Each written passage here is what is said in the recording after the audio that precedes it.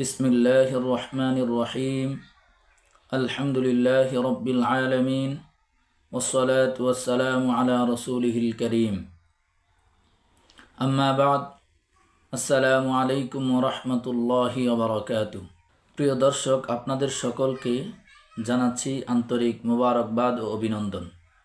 আজ আমি আলোচনা করব রমজানের রোজার ফজিলত ও উপকারিতা সম্পর্কে। যদি ভিডিওটি ভালো লাগে তাহলে লাইক, শেয়ার, কমেন্ট করবেন এবং চ্যানেলটিকে সাবস্ক্রাইব করবেন ইনশাআল্লাহ। প্রিয় শ্রোতা, রমজান আল্লাহ তাআলার পক্ষ থেকে রহমত, মাগফিরাত ও নাজাতের মাস। এই মাসের সবচেয়ে বড় ইবাদত হলো রমজানের রোজা বা সওম। রোজা শুধু ক্ষুধা বা তৃষ্ণা সহ্য করার নাম নয়, বরং এটি একটি তাকওয়া অর্জনের প্রশিক্ষণ। এই মাসের গুরুত্বপূর্ণ 7টি বিষয় রয়েছে, তার মধ্যে একটি হলো তাকওয়া অর্জন করা। কোরআনে আল্লাহ পাক রব্বুল আলামিন ঘোষণা করেছেন, ইয়া আইয়ুহাল্লাযীনা আমানু কুতিবা আলাইকুমুস সিয়ামু কামা কুতিবা আলাল্লাযীনা মিন ক্বাবলিকুম লাআল্লাকুম তাত্তাকুন। হে মুমিনগণ, তোমাদের উপর রোজা ফরজ করা হয়েছে যেমন ফরজ করা হয়েছিল তোমাদের পূর্ববর্তীদের উপর, যাতে তোমরা তাকওয়া অর্জন করতে পারো।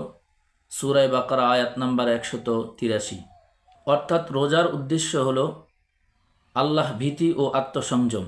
2 নাম্বার, আল্লাহ নিজেই এই রোজার প্রতিদান দিবেন। তাই হাদিসে কুদসিতে আল্লাহ তাআলা ঘোষণা করেছেন, কুল্লু আমাল ইবনে আদম লাহু ইল্লা সাওমা ফাইন্নাহু লি ওয়া আনা আজজি বিহি। মানুষ প্রত্যেকটা কাজ তার নিজের জন্য করে, কিন্তু রোজা আমার জন্য, আর তাই আমি নিজেই এই রোজার প্রতিদান দেব। সুবহানাল্লাহ। সহিহ বুখারী ও মুসলিম। রোজার সওয়াব সীমাহীন। 3 নাম্বার, জান্নাতের বিশেষ দরজা রাইয়ান। তাই রাসূল করিম সাল্লাল্লাহু আলাইহি ওয়াসাল্লাম ইরশাদ করেছেন, ইন্না ফিল জান্নাতি বাবান ইউকালু লাহুর রাইয়ানু ইয়াদখুলু মিনহু সাইমুন। জান্নাতের একটি বিশেষ দরজা হলো রাইয়ান। এই দরজা দিয়ে শুধুমাত্র রোজাদাররাই প্রবেশ করবে। সুবহানাল্লাহ। সহিহ বুখারী ও মুসলিম। রোজাদারের জন্য বিশেষ আনন্দের মুহূর্ত। রাসূল করিম সাল্লাল্লাহু আলাইহি ওয়াসাল্লাম হাদিস শরীফের মধ্যে ইরশাদ করেছেন, লিস-সাইমি ফারহাতানে, ফারহাতুন ইনদা ফিত্রিহি ওয়া ফারহাতুন ইনদা লিকাই রাব্বিহি। প্রত্যেক রোজাদারের জন্য 2টি আনন্দের মুহূর্ত রয়েছে। 1 নাম্বার হলো ইফতারের সময়, 2 নাম্বার হলো আল্লাহ তাআলার সাথে সাক্ষাতের সময়। 5 নাম্বার, জাহান্নাম থেকে রক্ষা। আল্লাহ রসুল সাল্লাল্লাহু আলাইহি ওয়াসাল্লাম ইরশাদ করেছেন, আস-সিয়ামু জুন্নাতুন। রোজা হলো ঢাল বা প্রতিরক্ষা, অর্থাৎ পাপ এবং জাহান্নাম থেকে রক্ষা করে। সুবহানাল্লাহ। 6 নাম্বার, অতীতের গুনাহ মাফ হয়। রাসূল করিম সাল্লাল্লাহু আলাইহি ওয়াসাল্লাম ইরশাদ করেছেন, মান সামা রমাযানা ঈমানান ওয়া ইহতিসাবান গুফিরা লাহু মা তাকদ্দামা মিন যামবি।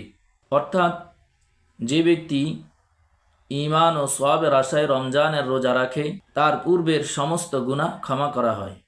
সুবহান। 7 নাম্বার, স্বাস্থ্যগত উপকারিতা। 1 নাম্বার, শরীর ডিটক্স হয়। 2 নাম্বার, হজম শক্তি উন্নত হয়। 3 নাম্বার, আত্মনিয়ন্ত্রণ বাড়ে। 4 নাম্বার, মানসিক প্রশান্তি আসে। 5 নাম্বার, সহানুভূতি ও দয়া বৃদ্ধি পায়।